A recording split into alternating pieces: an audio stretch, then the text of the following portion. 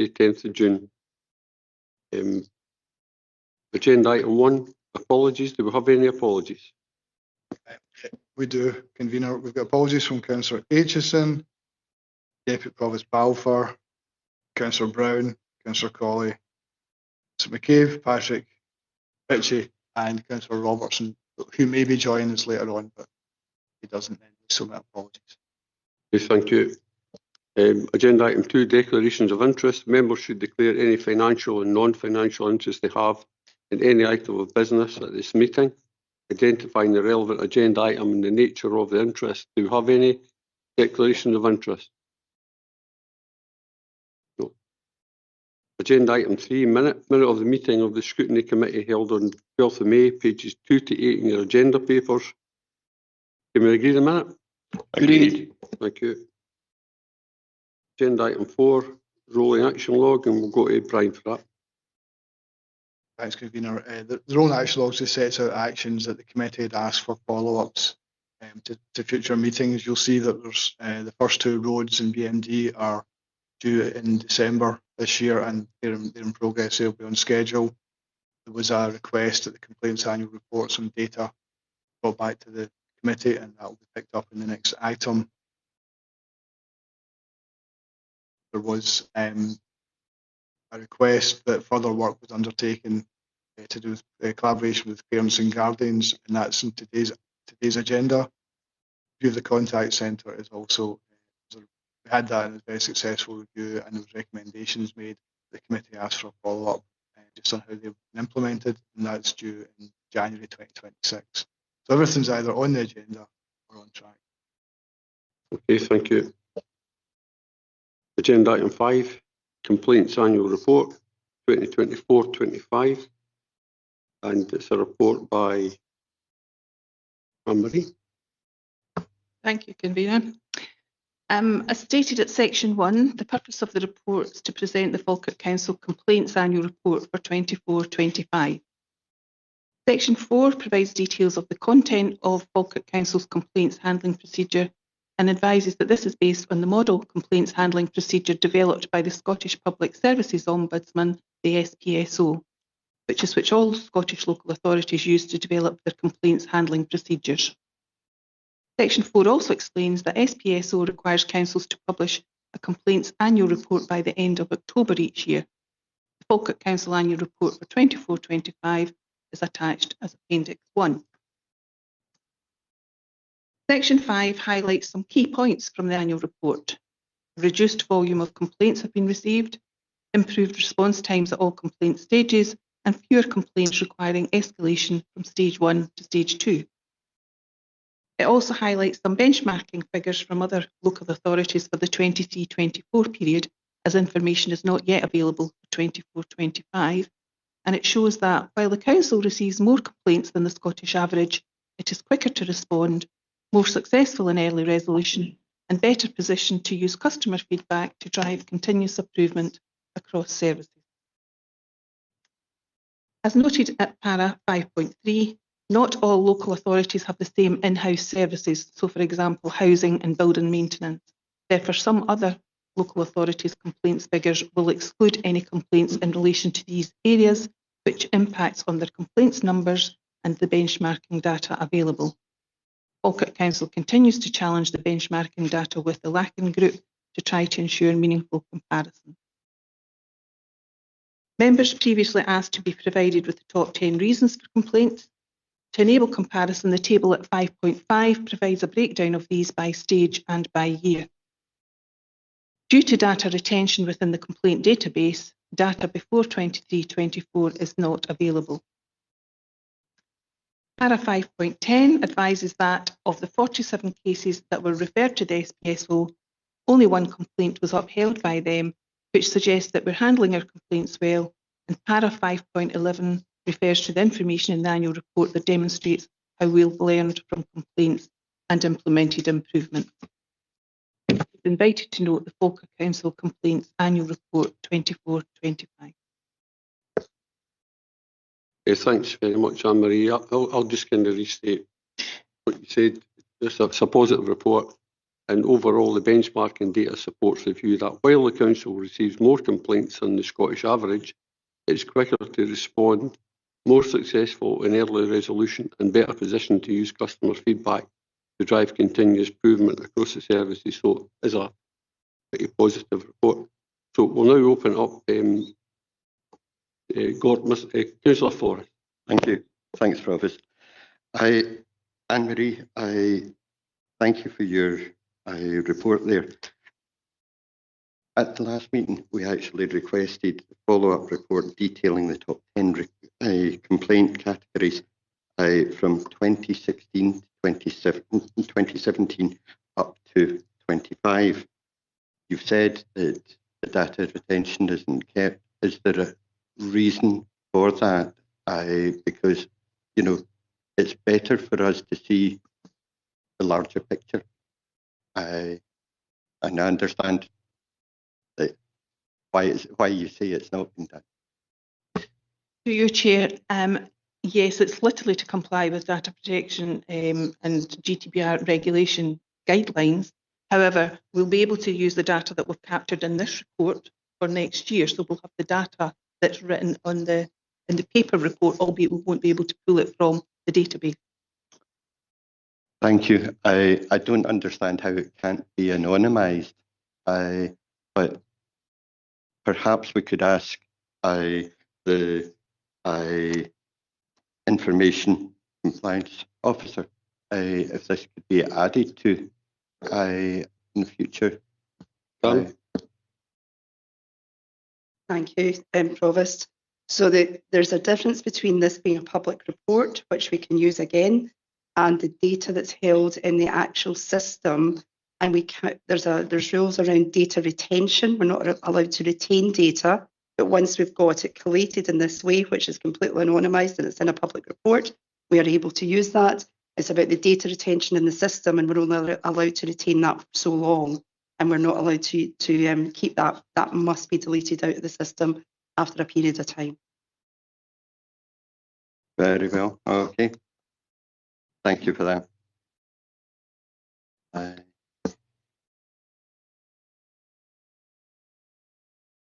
Okay, Councillor Kelly. First of all, can I ask, just on that point that Gordon raised there, the last education report, I think it was 5 years of information there was in that. So I don't understand why it's different this part. I'm assuming they've pulled it from paper records that they have of the complaints as opposed to from the actual database. Right. John?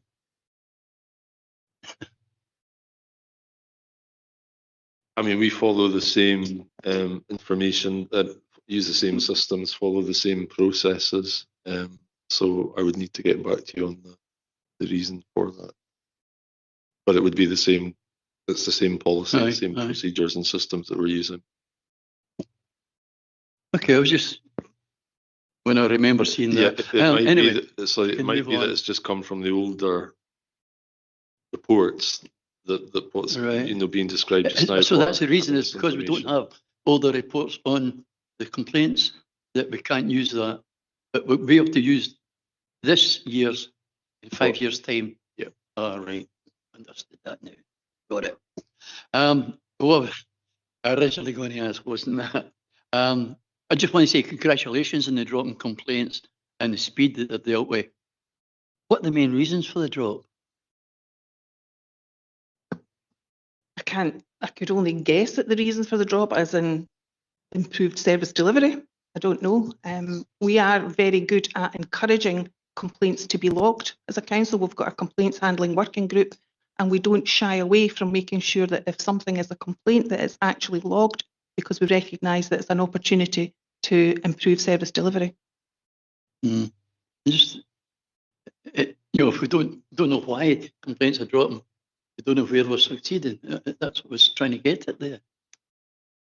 I guess you would look at the areas where we previously had complaints, and then if there's fewer complaints, you may look at what have we implemented in the last year or so that's made a difference, because we're no longer getting the complaints. That's basically what I was asking. Service improvement. Yeah. Thank you. The amount of complaints are still well above the average, even though we've kind of dropped in that. And I realise it's something that's not just happened, it's from the past, we're carrying a lot of baggage. And I'm not blaming present officers for that. The largest in both stage 1 and stage 2 are related to ongoing and incomplete repairs. I realise we're already changing our workforce, and I was up there a couple of months ago, and I was really impressed with what the guys are doing and how they're actually being so positive in their attitude to the change in it for the people that are working there. My problem is that I don't see that this is going to make a great deal of difference. So what other items are we using to improve the BMD in housing? Well, I could ask Douglas Gardner to come in. Provost, yes, I was just going to say Douglas Gardner is on the line and will be able to pick that point up. There's a lot of activity going on to improve these processes beyond just what you've seen during your visit, and Douglas can pick that up. Why, Douglas, I wonder if you'd like to give a brief summary on the improvements we're making that will eventually drive down complaints to BMD. Certainly, Provost, happy to do that. Councillor Kelly mentioned earlier on there about the boat-on skills, and I'm aware that obviously we invited the scrutiny panel round a month or two ago to have a look at the training facility that we've recently built in at the Inshira depot. I believe that upskilling the workforce, as we are doing, in actual fact, training started yesterday for the joiners.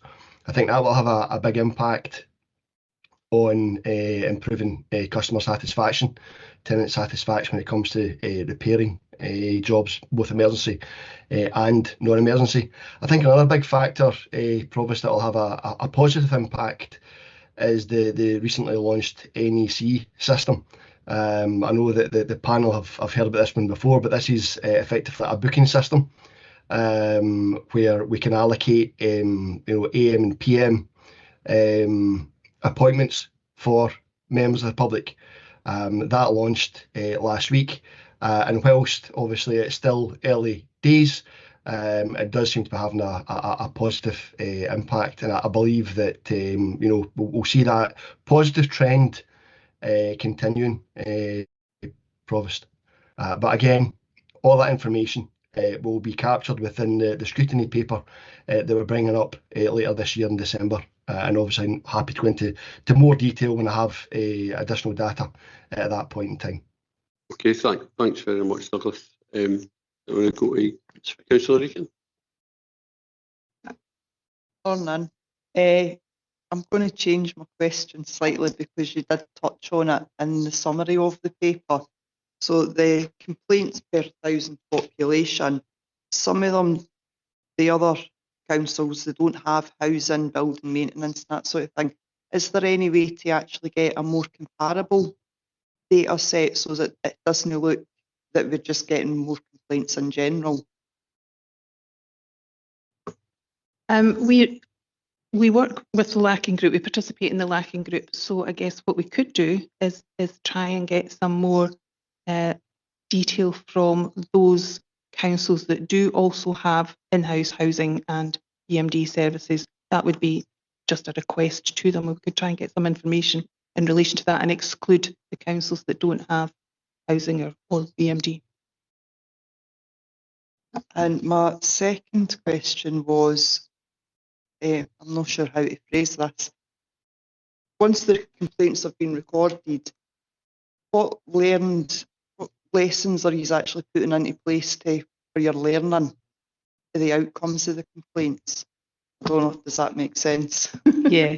The annual report itself shows each service's examples of each service's improvements. So towards the end of the actual annual report, that's Appendix 1, it shows examples what the services do. We just collate the information, so we don't know in my central team what all the improvements are. We work with the complaints handling working group, discuss what the sorts of complaints are, and ask them to come forward with the information that's in the appendix.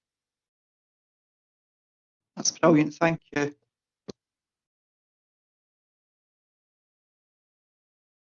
Councillor Benny. Thank you, Provost. Just to say thanks very much, Anne-Marie, for your report. So quite a lot of data there as well. However, I've looked at the top 10 complaints in 24-25. One I was a wee bit surprised about, I have to say, and the number of received complaints with staff conduct, 206. This is not an insignificant number. And however, that covers a multitude of behaviours, and the behaviours are not detailed. Maybe there's a reason for that. As an employer, and I'm into culture and big organisation, we do have a duty to care. Of course, those numbers, some may not be warranted, especially if they're dealing with the public and it's an unwarranted complaint. Though, can you give me a breakdown of measures in this case? Though I do believe, like staff conduct, you know, people's behaviours, it could be for many, many reasons, like, for example, their health and their well-being, stress, that sort of thing. So is it possible you could give me a breakdown of measures that's been taken because of these numbers with the ones that has been upheld? An example, is that training? Or if it was really, really serious, I take it in some cases there might be disciplinary action taken. And also our culture, you know, there's a lots of training, like, for example, zero tolerance to bullying and things like that. That's my question. Thank you, through you, Chair. We haven't centrally looked at the reasons behind the staff conduct. We pass the complaints along to the services to deal with. However, we could probably do a bit of digging to try and find out of the staff conduct ones, what was the sorts of natures of them, how many of them were upheld. We probably won't be able to give you any information in relation to any disciplinaries due to data protection regulations, but we could probably provide some further detail. No, I'd be happy at that, because obviously we've got to see, you know, it's not just 10, it's not 5, we've got 206 there. To me, that's quite a lot of people. And as I say, it might not be, you know, it might not be upheld, you know, but we still need to know how we can improve. It's all about improving our services and our people within Falkirk Council too. But thank you, I'd appreciate that. Malcolm.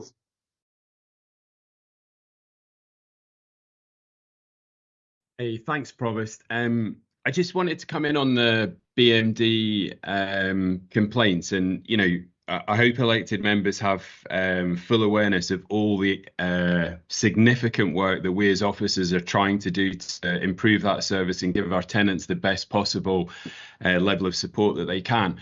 But I think it's important to sort of put some context to the large number that you see in front of you, because obviously we've got significant numbers of tenants within Falkirk, but every year we carry out, you know, around about 40,000 repairs, and you know, so the 1,300 complaints that you see before you is actually about, you know, 2 to 3% of those repairs that we undertake. So I'm never satisfied that we want, you know, that, oh, right, well, that's fine, those complaints aren't important. That is not at all what I'm saying. You know, we will drive service improvement wherever we can. But I think it's just important, you know, when you see a large number like that, you have to understand the context that there is, you know, tens of thousands of repairs happening.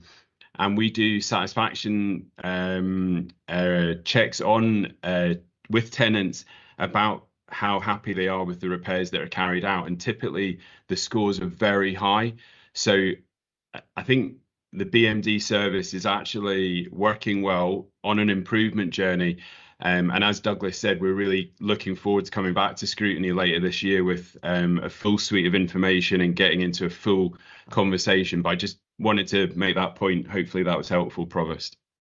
Okay, thanks very much, Malcolm. We're aware of a lot of that We had previously discussed it, and I think the journey, we are on a journey, and the report at the end of the year will highlight a lot of the good work that's being done, and I'm sure we'll start to see complaints coming down. But overall, we always try to provide a good service. So thank you.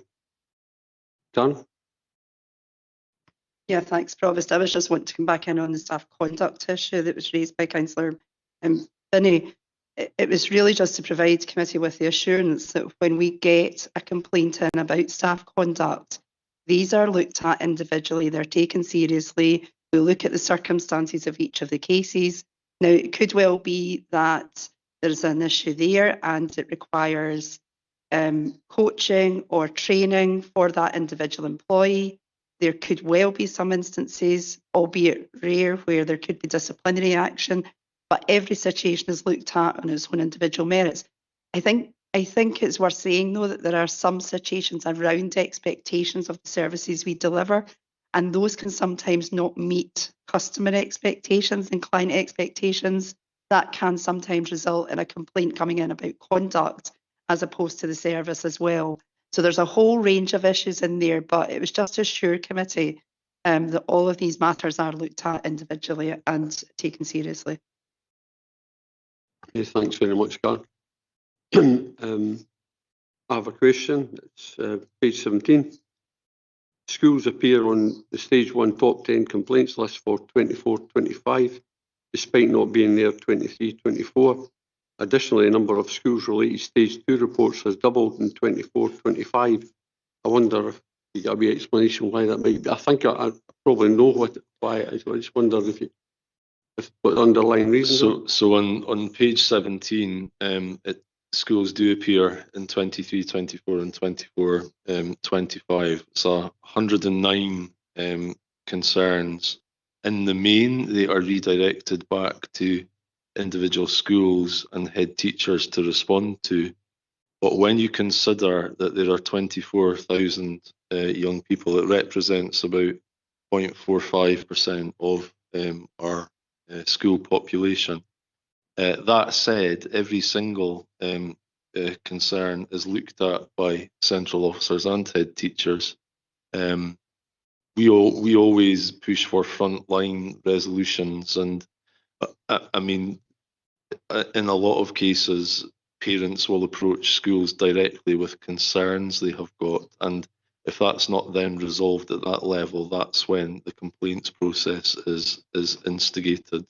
But I think you can see that 109 Stage 1 complaints were received in 24-25, and then it's down to 30 Stage 2 complaints, so down to 30 that were escalated. And there's a variety of different reasons for that. In this last year, obviously, as detailed on page or at the end of the report, we had a large volume of complaints come in about the Learning Week.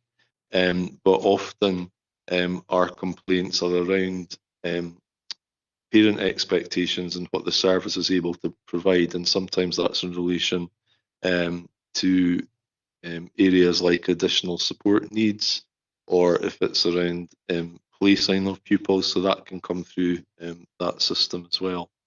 And then if we just look at the number of complaints that were escalated to to SPSO from Children's Services, mindful of the fact that there's a mix there between children and family social work and education, and it does look as though there are more complaints having been raised, and a lot of them were down to issues connected with previous budget proposals. But I think it's also important to note that there's a high number of overall cases that were not taken forward by the SPSO and didn't result in any recommendations. But I can absolutely assure you that any complaint or concern from a parent, because it involves a young person in one of our schools, is treated seriously and responded to as quickly as possible in order to get a resolution that everyone's happy with. Thank you. Thank you very much. Councillor Flynn. Thank you, Provost, and through you, looking at page 17, the Garden Aid appears in the top 10.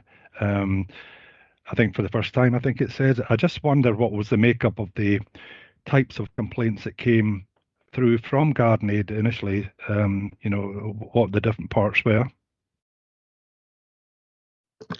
I'm sorry, I don't have that information to hand. We need to look at each individual case. There isn't detail in the database to categorise them, so it would involve looking at everyone individually I to see. look at what the reasons were. Okay, that kind of negates my second question really was that, but I'll make the point anyway because it's quite important, is that as you know, Anne-Marie, in this financial year there has been changes to the entitlement to Garden Aid, and I just wondered from the past experience, would there be any learning that would help to ameliorate any level of complaints coming in over the next few months or so to obviously keep the number low? But I guess from the point you've just made, if you don't have the data, it might be difficult, but I just wanted to make that point. Thanks.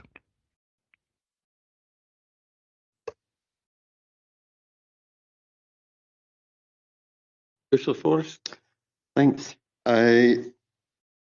Page 17, right at the bottom of the top 10, I'm glad to see, housing nuisance and antisocial behaviour.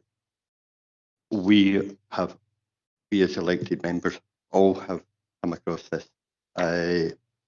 Is there an actual overlap? Because I personally have had 3 that have been housing nuisance that became antisocial behaviour.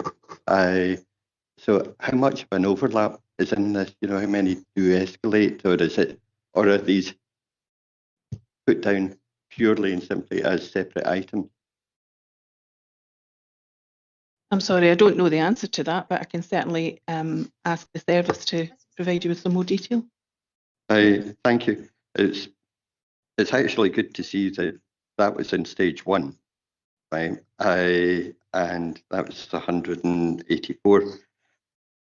The antisocial disappears from stage 2, which is really good to see. So it's a pity that housing use was still in there, but it's very, very low in comparison. So thank you for that.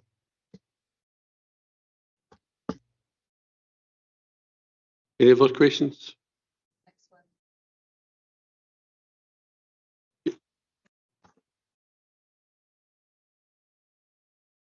Okay, Kenny, would you like to come in to answer the last question there?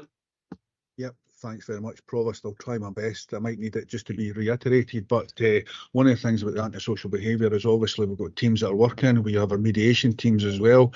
So as soon as we get the first complaint in, our aspiration is not to go to a second stage because we are trying to get it resolved. And as you've seen from the information that we do have, we successfully do that in most occasions, but it does require all parties to be involved. And I'm not saying it's 100% successful, but we do have a very high success rate compared to other local authorities. Hopefully that's answered, but happy to take the question again, Provost. No, I think he's actually answered most of it. There is obviously an overlap somewhere, but it's dealt with. Thank you. Thanks, Ken. Any other questions?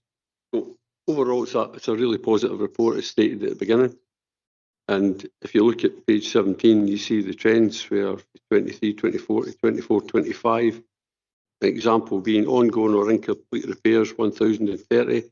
Previous year it was 1,347. Housing repairs, 188. Previous year it was 359. So the trend is downward for a lot of them. And it's quite clear we have a good policy in place and a good procedure in place for tackling all these complaints, and we have a system in place where there's learning taken, and it's quite clear through the report. You can see social work and adult services, transformation community corporate services, police services, children's services, all taking the issues on board and brought forward ideas to bring about positive change. So overall, an excellent report, and as over the years we build up the data, it'll be even better to get a comparison. So thanks very much for today, for coming along today. Thank you.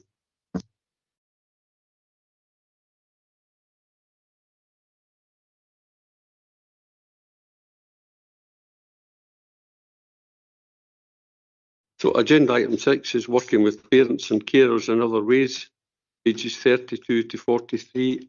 And is that you, Jillian? Thank you, Provost. This report is a follow-on from the Health and Wellbeing Improvement Work report that we brought in March.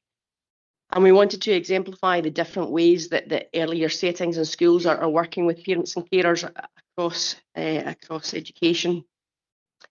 This is a snapshot. It's focused on the three categories that we outlined, from parental involvement with school, where the information mainly comes from school out to parents and carers, parental involvement with schooling, through to parental engagement with learning, where they're fully involved with learning and teaching and taking part in activities. So again, this is a snapshot. We could have gone to any of the schools across Falkirk Council and got really good examples of ways that we work with parents, but we tried to scaffold the report based on these three different levels of engagement and involvement.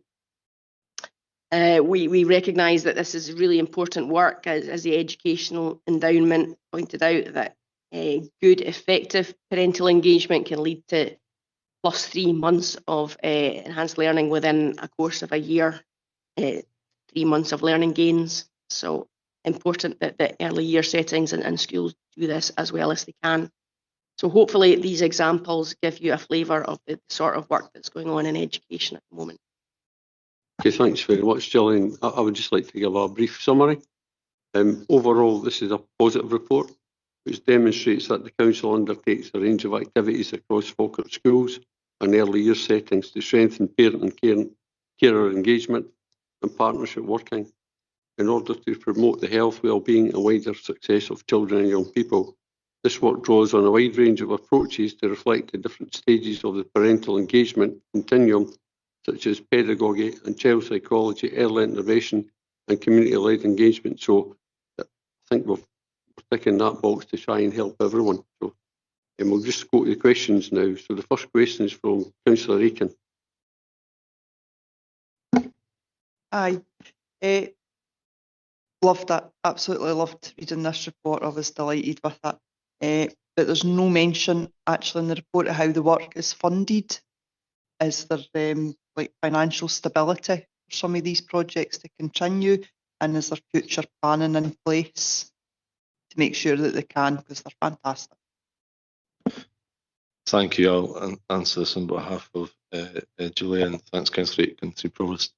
This is day-to-day work for the staff in our schools. This is what they're involved in, and I think schools and centres always adapt to the needs of their young people, and increasingly so to the needs of their families, in order to ensure that there's success in learning. So some of this is outstanding work, but we would consider much of this to be our bread and butter, because we know this is what works for our children and young people. So the vast majority of it takes place just with the staff that we have in each establishment.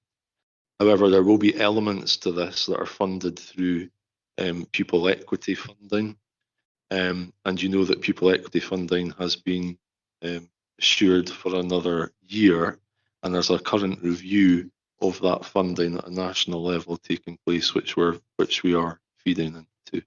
So we'll be able to say more at the time that report is published. That's great, John. Thank you.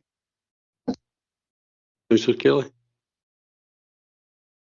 On again. Like the Provost and Councillor Aitken here, I think you're carrying out good, significant work here in Falkirk.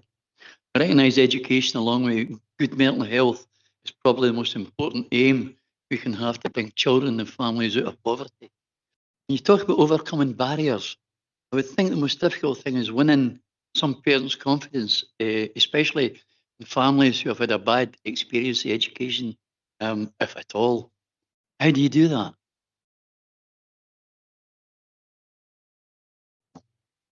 Thank you, Councillor. Yes, it's a really good question, and we do know that there are parents within schools who are harder to reach for us, and I think that's why there's such a range of approaches outlined here. Things like at Bowness with the tea and toddlers, it's coming in to enjoy a bit of companionship, having the children come along and play.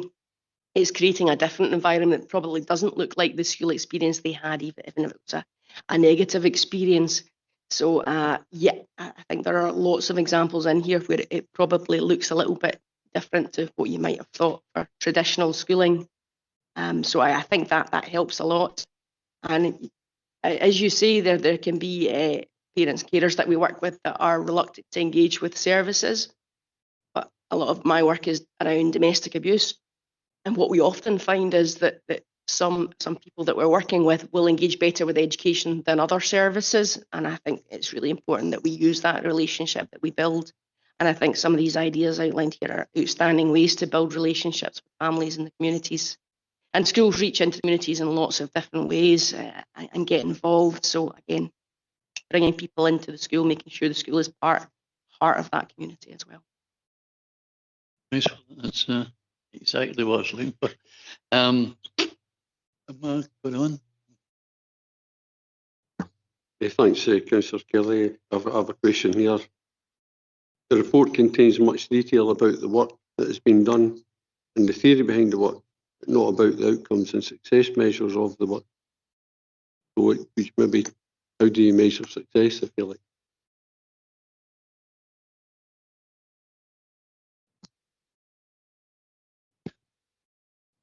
I think, as Jill has just said, that much of this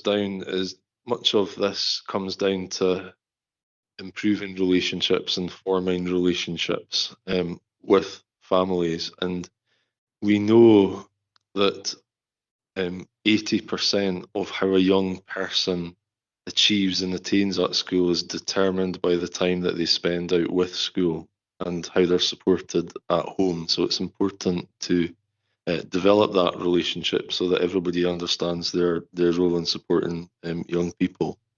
So part of the success here is there continued engagement? Is there are the teachers and the staff on the ground seeing improvements in how a young person is engaging in their learning, how they're attending? We know that our attendance is improving. Much of this is tackled in terms of attendance. We know that our attainment is improving. So all of this work is just one part of a bigger jigsaw of many parts, and lots of different things all pointing towards this. But for some young people, if we didn't have this engagement and support of young people, then the outcomes in terms of attendance and attainment wouldn't be as strong. So we are seeing improvements across all of the different groups of young people within our schools, and that's previously been reported to Scrutiny.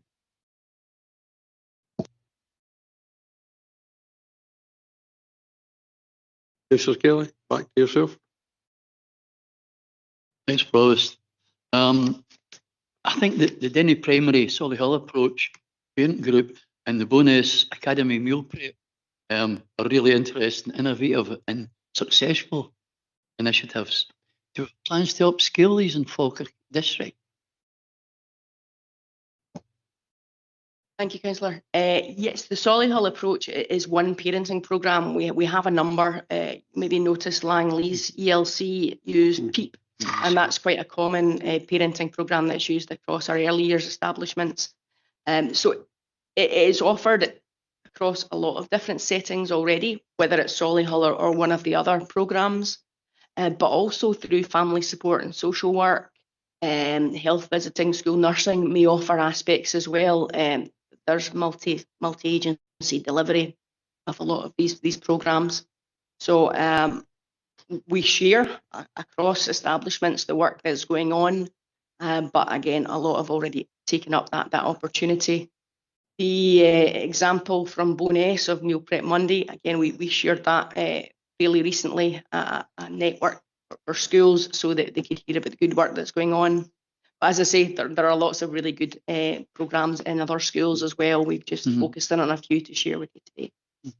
Yeah, I think I'll just add to that, Councillor Kelly.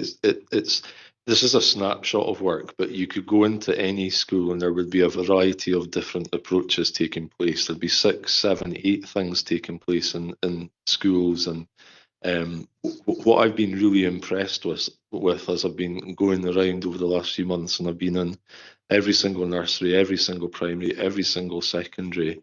And one of the things that always stands out for me is the effort and commitment that staff are going to get parents involved. Now, I think that we're in a really good place in Falkirk, and we compare ourselves to other local authorities and find out what's going on elsewhere.